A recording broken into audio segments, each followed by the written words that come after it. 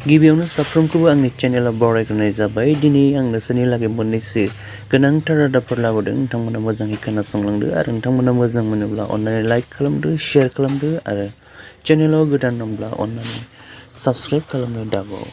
दानिया निउसखौ नायलांदो। मैया 27 जानुवारि बर'नि थामथि गोरोबथा सान BTRनि गोथार सानमोन। मैयानि दिनावनो BTRनि गोजोन गोरोबथाया जादोंमोन। बे समखौ लोब्बा लाखिनानै गोजोननि मटर साइकेल रेलि दिन्थिफुंदों क'क्राझार नोगोराव।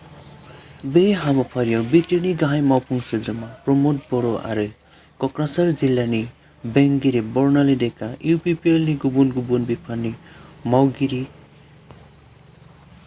मावफुं सोद्रोमा, UPPLनि दैदेनगिरि आरो मददगिरिफोरा बाहागो लायो।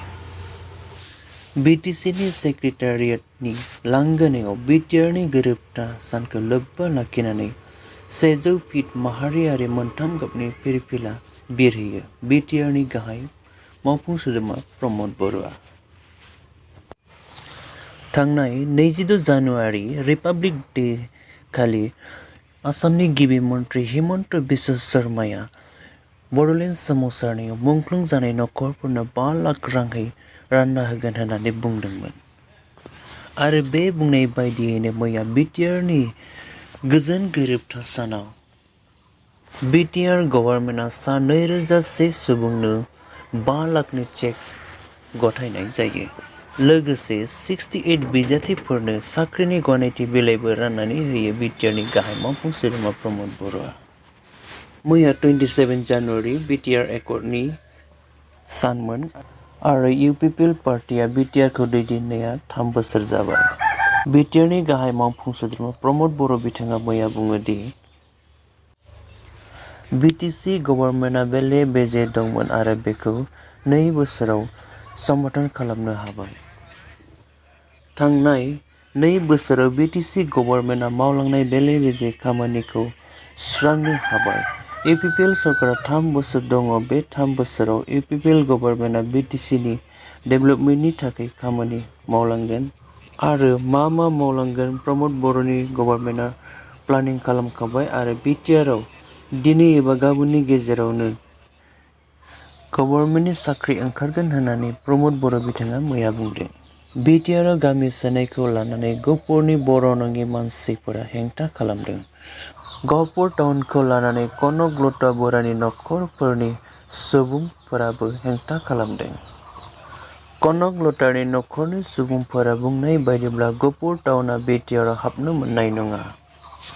गहपुर टाउनआ आसामावनो थानो नांगौ होननानै आसामनि chief minister doctor Himanta Biswa शर्माखौ दाबि खालामदों।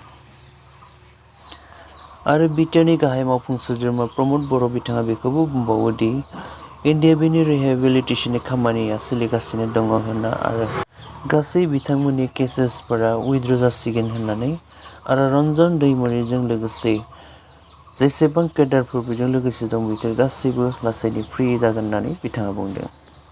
आसामनि धुबुरी डिस्ट्रिक्टनि GTB र'डआव बाइकजों आरो ट्राकजों एक्सिडेन्ट जानानै सानै आइजोनि जिउ गोमायो आरो 7 सुबुङा जोखोम जायो।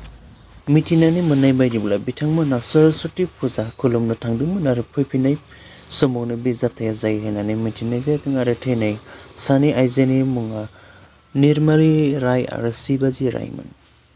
गलाघाट डिस्ट्रिक्ट कापारगावनि माहारियारि राजा लामायावबो गंनै बाइक मोखांजों मोखां सौग्रावलायनानै सानै सुबुङा जिउ गोमायो आरो बे जिउ गोमानाय सुबुंनि मुङा हिमन्त बर' आरो राहुल बाउरीमोन। चिरांनि फेमिलि धाबा एन्ड रेस्टुरेन्टआव इउनाइटेड फराम अफ एक्स NDFBनि खौरां मेल। थांनाय 26 जानुवारि खालि हिमन्त बिश्व शर्माया फोरमायनाय BTR गोरोबथानि 3.1 दफानि बायदियै सनितपुर आरो बिश्वनाथ डिस्ट्रिक्टनि माखासे गामिफोरखौ BTRआव सोनायखौ इउनाइटेड फराम अफ एक्स NDFBनिफ्राय बरायनानै गिबि मन्त्रि हिमन्त बिश्व शर्मानिसिम गोजोननाय फोरमायहरदों। लोगोसे रन्जन दैमारि आरो बेजों लोगोसे थानाय बारग' NDFB केडारफोरखौ एंगारनांगौ होनना सोरखारनिसिम खावलायहरदों।